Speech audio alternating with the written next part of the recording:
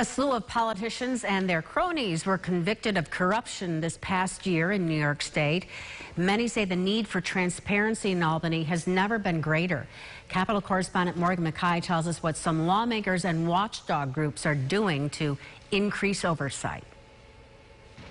Unfortunately, in Albany, the old joke is that they don't tolerate corruption, they demand it. As Assemblyman Mark Johns points out, corruption has been rampant in Albany for decades. The Joint Commission on Public Ethics, or JCOPE, is a current ethics enforcer commission for the state. But many feel that JCOPE is not working. It was structured to fail.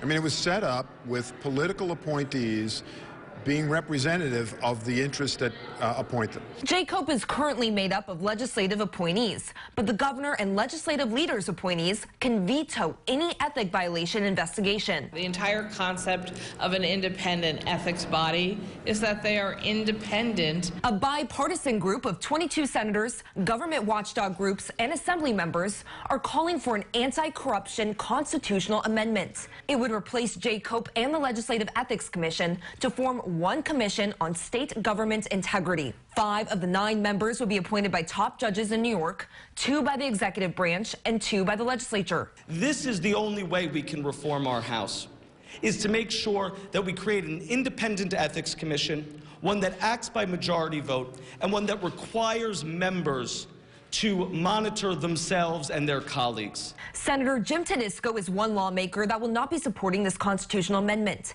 saying that this commission would still not be independent enough if legislators are appointing members, and this proposal lacks a needed transparency. Basically what I call the fox in the hen house, appointing more of their friends outside of that hen house. Since this is a constitutional amendment, it would have to pass both houses this year, again in 2021, and then it would go on the ballot for voters to decide on in the fall of 2021 at the earliest. Reporting from the Capitol, I'm Morgan McKay. Thank you, Morgan. Former Assembly Speaker Sheldon Silver, who was convicted on corruption charges, has yet to serve prison time as his case is currently under appeal.